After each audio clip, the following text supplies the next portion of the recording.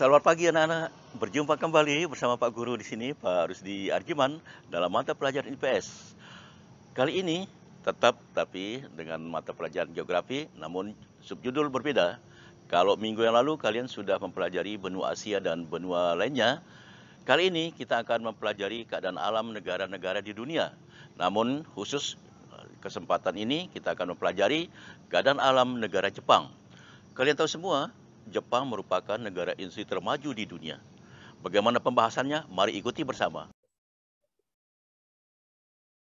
Baiklah anak-anak, segera saja kita mulai dengan materi baru, yaitu kondisi negara-negara di dunia.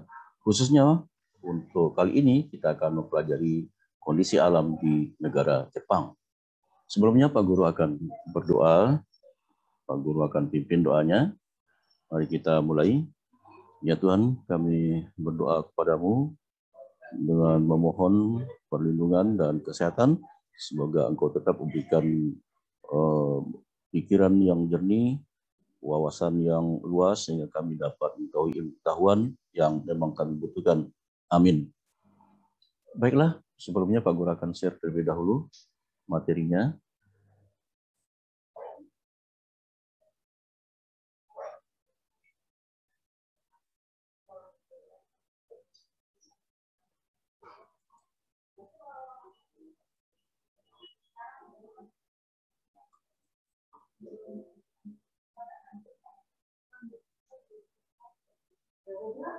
Kondisi alam negara-negara di dunia, khususnya kita pelajari negara Jepang. Jepang terletak di barat laut Samudra Pasifik.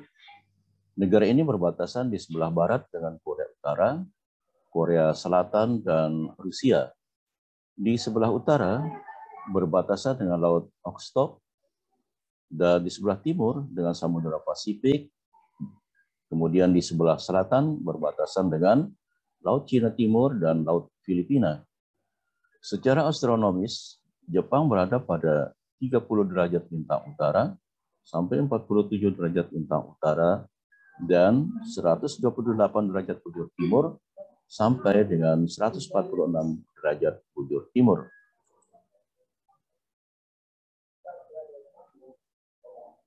Iklim. Kondisi iklim Jepang bervariasi sesuai dengan lintangnya. Jepang memiliki 4 musim, yaitu musim semi, musim panas, musim gugur, dan musim dingin. Musim semi dimulai sekitar bulan Maret dan ditandai dengan munculnya kuncup bunga plum. Setelah bunga plum berakhir, kemudian muncul kuncup bunga sakura.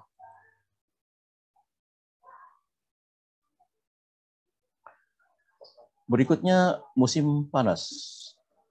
Musim panas di Jepang dimulai sekitar bulan Juni. Suhu pada musim panas bisa mencapai 35 derajat Celcius dengan kelembaban lebih dari 90%. Pada bulan tersebut ditandai dengan pohon-pohon hijau dan suara serangga yang ribut. Sekolah di Jepang libur selama 1 bulan atau disebut dengan libur musim panas. Dan biasanya penduduk Jepang pergi ke pantai.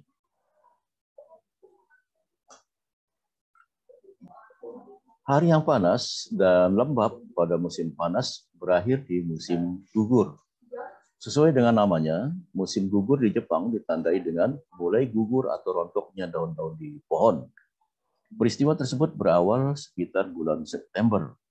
Sejauh mata memandang, daun-daun tampak berwarna merah, oranye, dan kuning.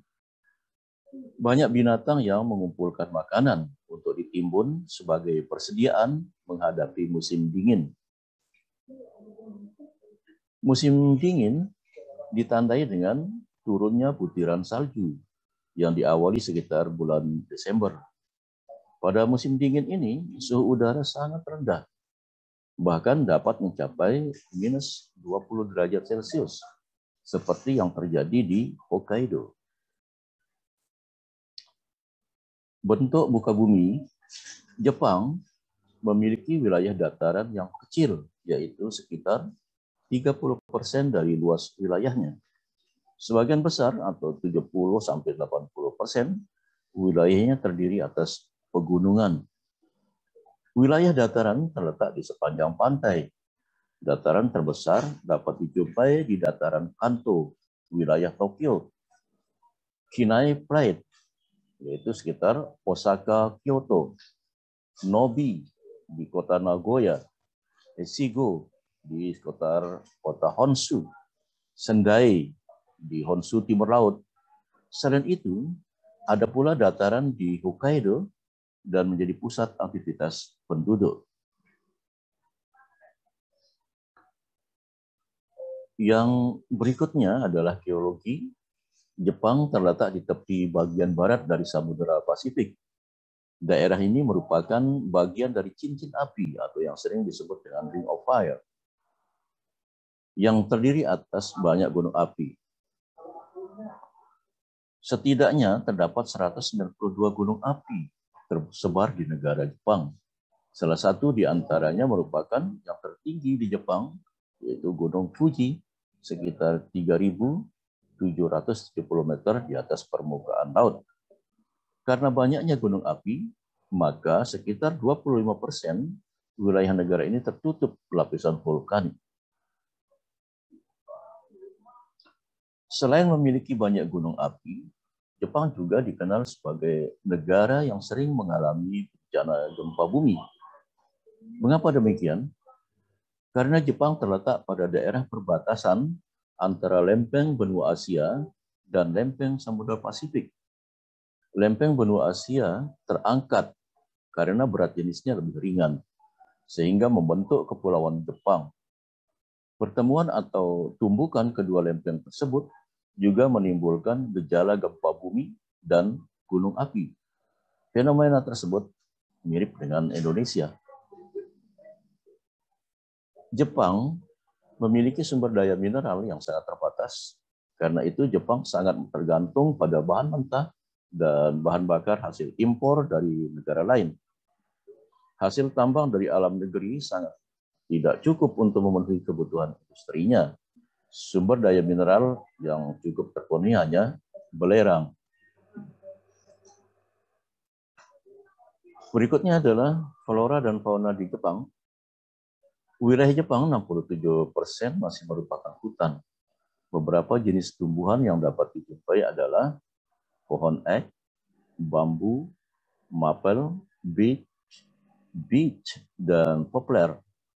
Hewan di Jepang telah banyak berkurang.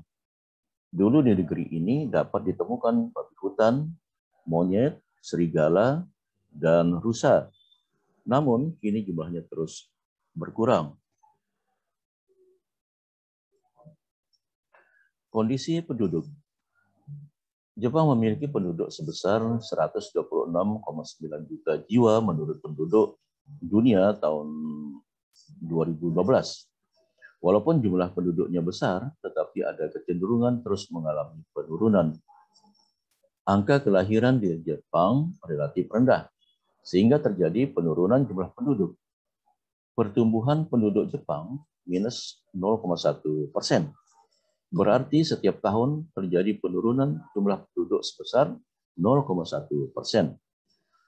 Sementara itu, jumlah penduduk lanjut usia semakin besar jumlahnya karena keadaan kesehatan yang lebih baik. Sebagian besar penduduk Jepang bekerja di luar sektor pertanian. Perkembangan industri yang pesat membuat sebagian besar penduduknya bekerja di sektor industri. Pada tahun 2013, usia harapan hidup penduduk Jepang mencapai 86 tahun untuk wanita dan 79 tahun untuk pria. Atau jika keduanya digabung mencapai 83 tahun. Angka tersebut merupakan yang tertinggi di dunia.